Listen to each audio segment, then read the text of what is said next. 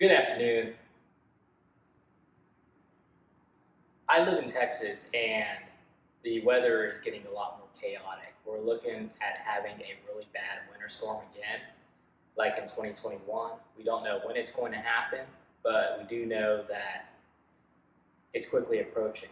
So I wanted to get smart and I wanted to figure out power alternative methods rather than a generator in case the grid goes down, even for a few days, a few hours, what have you.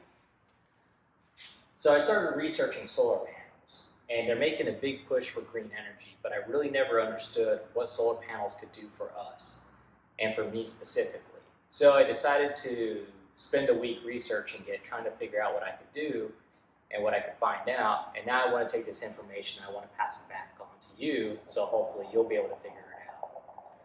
Now, the thing about solar panels, the biggest misconception I had, at least going into it, is that I'm immediately envisioning going from solar panels directly to a 110 outlet that I can plug my PlayStation into, or I can plug my computer into, and have power supplied by that. But what I find out is that the step from making power with the solar panel and then supplying that power to a 110 outlet is a huge step. And maybe one that you don't immediately take without putting a significant amount of money into it. When I say significant, what I've seen so far is about maybe $1,000 to a $1,500 setup as far as going for a solar panel setup that can supply power to a 110 outlet. I'll talk about that later, but what I wanted to talk about right now is just what simplistically a solar panel can do for you immediately in the times of an emergency. Now, I have a couple of kits here from Harbor Freight Tools. I like Harbor Freight Tools because their documentation is good, the warranty is good, they make good on anything that if you have a problem with it. You can get your solar panels cheaper somewhere else from a supplier, from a warehouse. If you just go to Craigslist and you do a search for solar panels, you can pick up 100-watt panels for like $85 a piece. But all you're getting is the panels. You're not getting the brackets, you're not getting the ability to position them, so there's a lot of do-it-yourself work. Harbor Freight, so far, seems to make the best combination of out-of-the-box, do-it-yourself, and they make it as simplistic as possible. So we'll go ahead and start. Solar panels, when they grab power, I'm using that term as an analogy, they don't actually grab power. What happens is that the sunlight hits the solar panel, and then there's a chemical reaction, and that chemical reaction is what produces the power.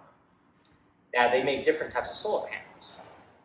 One is very expensive, but it's more efficient. One is less expensive, but it's less efficient. Since you only have so much space to work with, you want to figure out what your power needs are and what type of panels you buy. This 100-watt solar panel is actually the more efficient, more expensive version.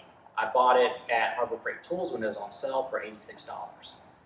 Now that the price hike has gone up, they're on sale for $186. So it's more than a 200% increase.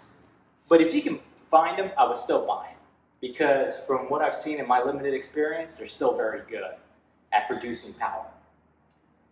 The other kit that I have is a solar power kit that comes with 4 25-watt solar panels of the less efficient kind that you have to tie together, put into a hub called a controller, and then you can output the power from there. It's a more technical setup, and that kit takes you closer to your goals of the 110 outlet versus this, which is just essentially just a solar panel, and whatever you do with it is whatever you do with it. Now, a solar panel outputs the power in direct current, and a battery stores power in direct current. So in an emergency use situation, when you want to power your computer, you want to power your cell phone, you want to power your tablet, and when I say computer, I mean a laptop that has an integrated lithium-ion battery, you can do that using a solar panel because the battery in the computer, tablet, laptop stores energy in direct current. And the computer itself is what takes that direct current from the battery and turns it into a usable energy that it can use. Now, sometimes, in limited cases, you might be able to power the device directly off of the solar panel. But in many use cases, you're going to be taking the solar panel, you're going to be taking the power from the solar panel, and you're going to be storing it into a battery. You'll either be charging the battery directly on the device itself, or you'll be charging the battery that's a standalone, which then you'll take that battery and you'll plug it into whichever device you're trying to charge, and then you'll charge it that way. And simplistically, that's the cheapest way you can produce power from a solar panel in a time of an emergency. So let's go ahead and get started with talking about batteries and charging batteries off of solar panels. So at the most simplistic way of viewing it, a solar panel is going to have wiring coming from it, and this wiring is going to end in a connector. This is a generic connector. I believe it's called an MP4T connector. This solar panel has an MP4T connector on it. That solar panel has an MP4T connector with it. Now you'll get this solar panel, you'll look at this, and you're thinking, okay, well, how do I hook this up to a battery, right? Because here is a very generic power bank that I use, which is a battery that you use to charge your phone, and you think, okay, well, how am I supposed to make this work? Well, you have to find a connector that works from this into this. From what I've seen, in many use cases, you're not actually going to be able to directly hook up a solar panel to a power bank that uses a USB input, a Mode C input, anything like that. Okay. So you're going to want to, in my experience, you're not going to be able to. So from what I found is to be able to get power from here to here, you have to have an alternate means of basically charging, or basically a second step. So you have to charge something from the solar panel that you can then use to charge this, that you can then use to charge your device. So if you have a solar panel and you have this, I don't really see how you can connect this. And I think for a lot of people, that's where they get confused with solar panel usage. Now, you're going to get a wiring kit from Harbor Freight Tools. And the wiring kit is going to have all types of stuff. Okay? And maybe I'll talk about this in a bit. But, so what you're going to need to find is you're going to need to find some type of battery pack or power bank that's designed to be charged directly off of a solar panel. And they sell them on Amazon. So this is a very generic power bank that I found on Amazon called How Easy. I bought 2 of them for $67 a piece. Now, on the side of it, it has a DC plug. DC means direct current input, meaning that it's expecting direct current to flow directly into this. So again, you have your solar panel, which outputs in direct current, and then you have a power bank that uses a direct current input. All right. So you'll get a plug, you'll find a barrel plug that fits into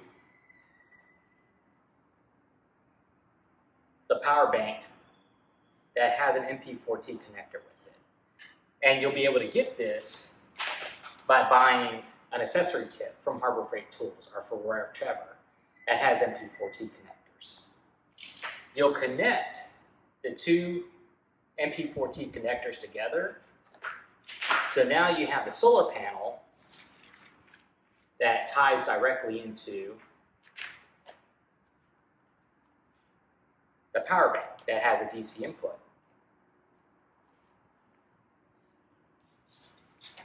Once this solar panel is exposed to the sunlight, it'll start charging this power bank.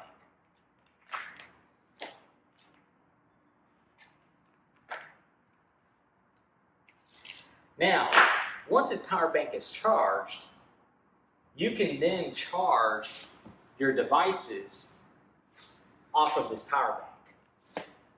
So let's say you're in an emergency and you need to charge your laptop or your iDevice. Then all you'll need to do is you'll need to take the appropriate cables, and it's really good to have a multi-use cable like this, which you can actually plug and unplug the ends and find whichever one's necessary. You'll plug the USB-C into one end, and you'll plug the other end into your generator or your power bank, and then you'll select the appropriate power mode. In this case, you'll select DC. It'll turn on, and the laptop will start charging. So direct current went from the solar panel into the battery. Now it's going into your device. And simplistically, that's the best way you're going to get power in an emergency use situation. Now, how long will it take you to charge the solar panel? Or how long will it take you to charge this power bank with this solar panel? Well, that's where math is going to get involved. But essentially, you're going to look at the wattage on the back, and you're going to see what it can provide. And then you're going to do the math. But to be honest with you, I don't know how long it'll take to charge this power bank. It may take a few days, it may take one day, I don't know. I think that's where it depends on how much sunlight this little solar panel is going to get exposed to. But the important thing is that you will have power going to here, it will top off eventually, and eventually you will be able to charge your laptop. It may not happen in 2 or 3 hours like we expect from a 110 outlet, but you will eventually have power, and you will eventually be able to refuel your laptop, and you'll be able to keep doing that over and over and over again. Let me talk very quickly about the differences between a solar generator and a power bank. A power bank is just a power bank. It's a battery, it stores power, you can plug your devices into it, you can charge them. When you're done, you have to charge this into a while to recharge it. This power bank is technically a solar generator. It has an input to plug a solar panel in, which allows it to generate its own electricity. And then it can output in both direct current and alternating current, hence the 110 outlets. Now, I'm not sure if this is a true solar generator because it should have its own attached panel, but the intention of it is that once you do hook up an alternate solar panel to this, it will generate its power, and then you can put out in both DC and AC current. All right, let's go ahead and open up the solar panels and really start digging into them and see what we have here. The smaller solar panel that I used is a 1.5 watt solar panel, meaning that it outputs 1.5 watts. Barely nothing. This is a 100 watt solar panel.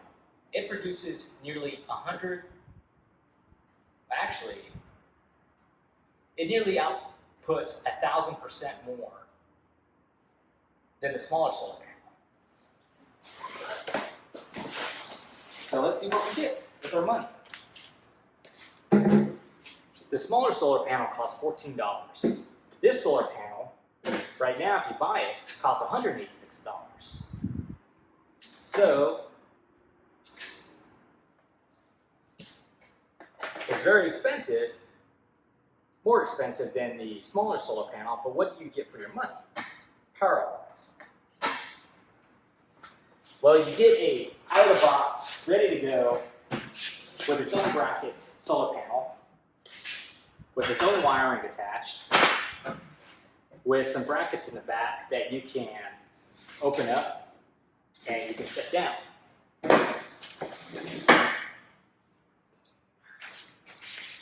And if you look at the design, I'm not sure how much you can see, but if you look at the design, it's a better, more efficient, but more expensive design than the 1.5 watt panel.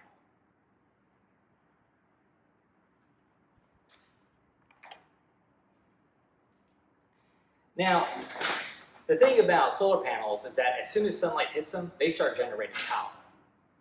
So you always want to treat them as a live source of electricity. You have another MP4T connector.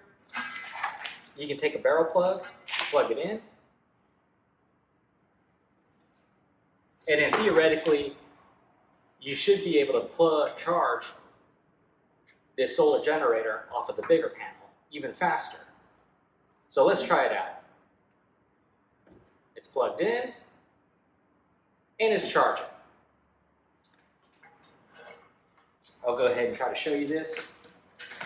I don't know if you can see that, but you see the light where it shows that it's charging.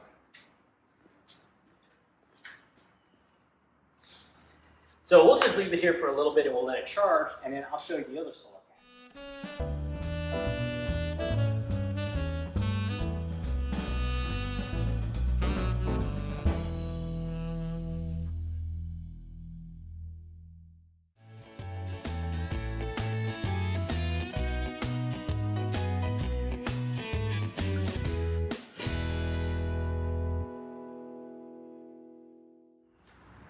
All right, so here we go. Now we're really ready to make a trip to the moon and live on it if we have to. I have 3 25 watt panels, 1 100 watt panel, and I have a 1.5 watt panel. And they all end in these glorious MP4T connectors. So now the question is, how do we get all this power into this device all at once and charging faster? Well, that's where it starts getting a little tricky and a little expensive. And then I'll do my best to try to explain that. Time to tie this all together. This isn't too uncommon because solar panels can be addicting. You buy one, suddenly you're buying 10 of them. The potential is out there, it's unlimited. Now we're still talking about small scale, do-it-yourself setup, where we're trying to charge our devices. We're not even talking about powering a home yet, or anything like that. We're just talking about very small scale here. So you want to think small. We're still talking about direct current, where we haven't even touched alternating current yet. So you have to plug these all together. So what you want to use is you want to use some type of junction. In this case, a splitter. And a splitter lets you tie in multiple solar panels. So we'll go ahead and plug one in here. We'll go ahead and plug one in here. We'll go ahead and plug one in here. And then we'll go ahead and unplug our solar generator from the big one, and we'll plug in our big 100 watt here.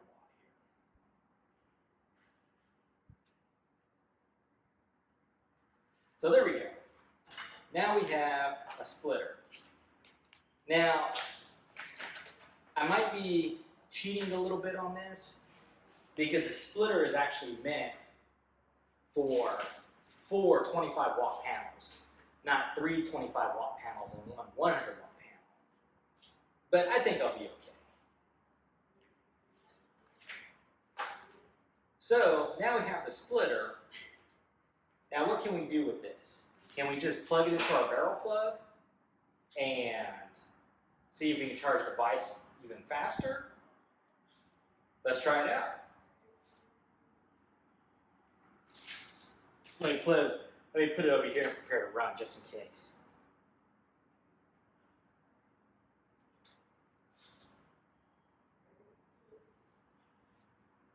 Oh, and it's charging. So that's it. So now it's getting a combined charge of 175 watts. That's actually pretty cool. And I wonder how long it'll charge with this.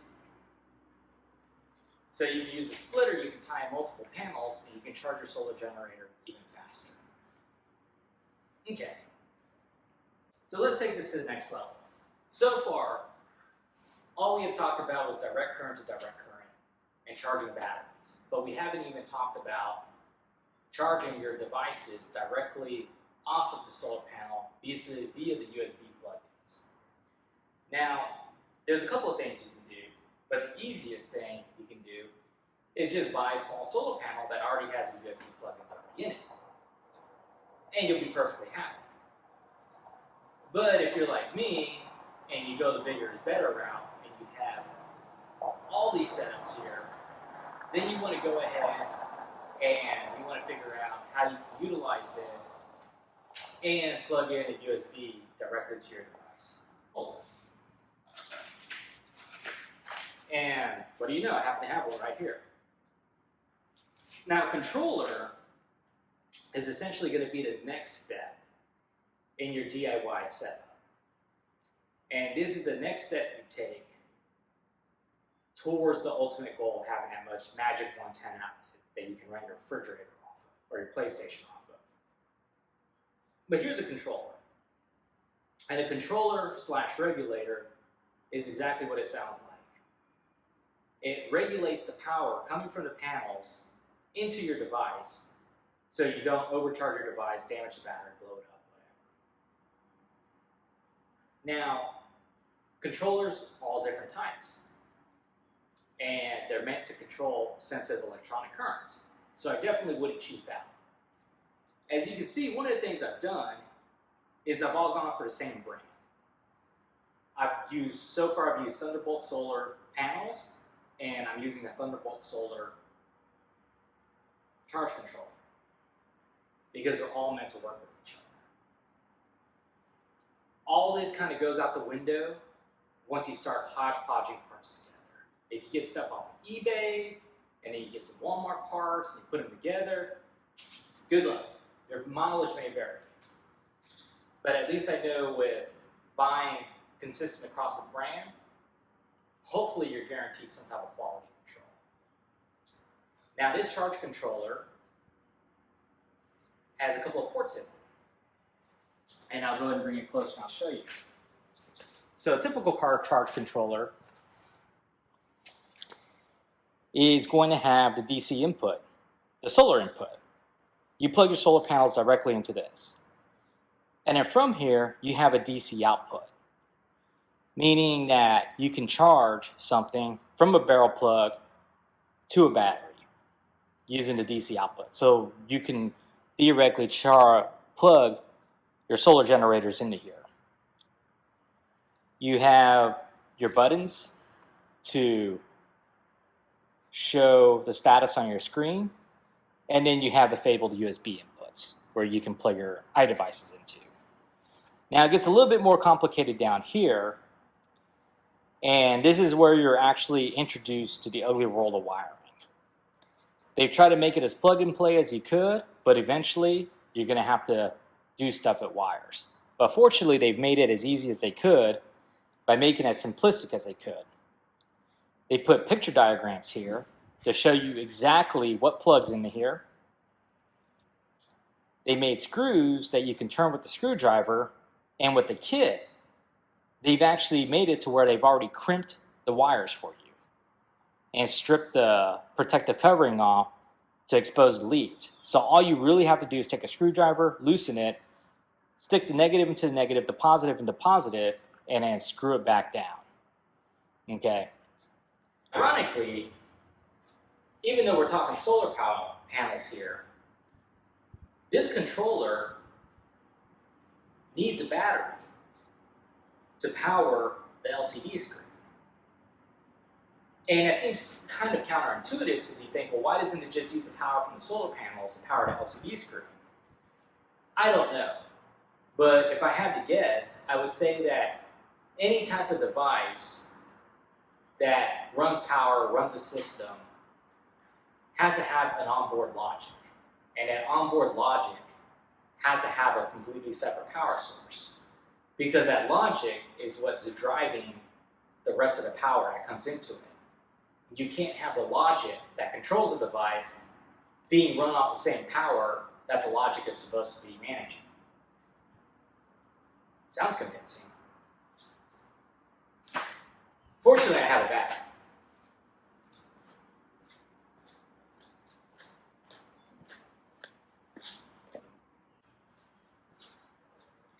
So now I actually have a battery that I purchased for a separate generator with an electric start.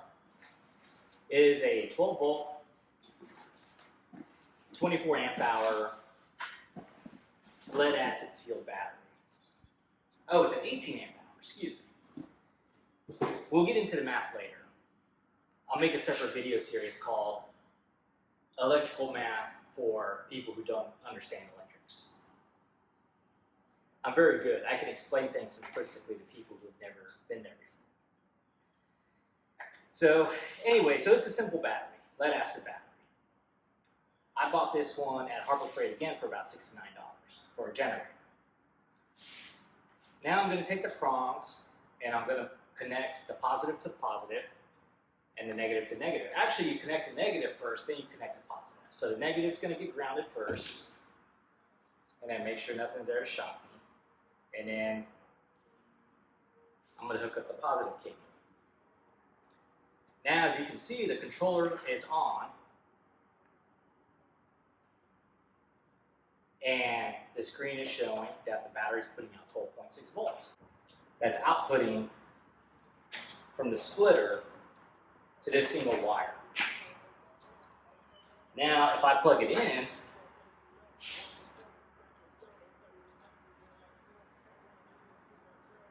that should mean that I start taking power in from the solar panels.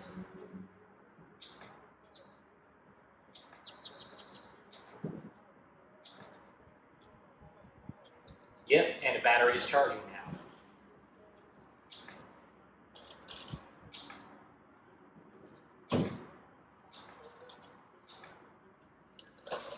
All right, so there we go.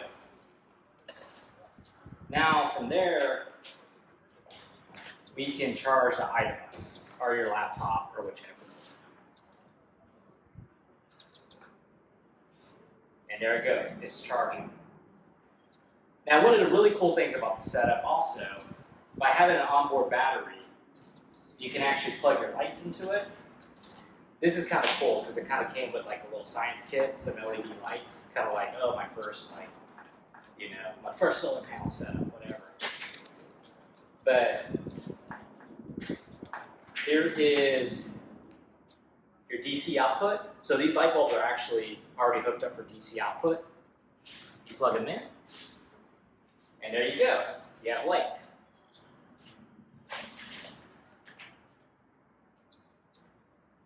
And then you can do it some more. And then you have another light source.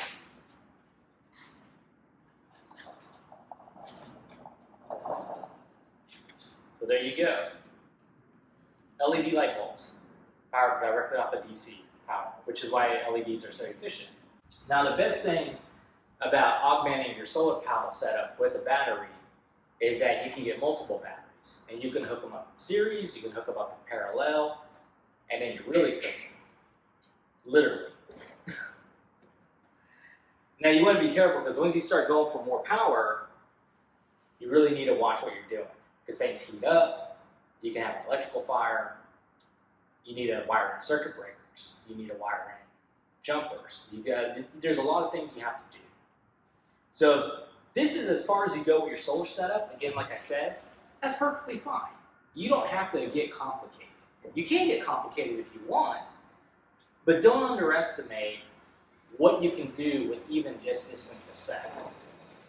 Even if you have a smaller gas-powered generator, use that gas-powered generator to take the load for your bigger devices, your refrigerator, your TV, anything else, your Cuisinart, your air fryer, your coffee pot. Use the generator for that. And let your solar panels take care of your smaller devices, your electric razor, your laptop, anything else.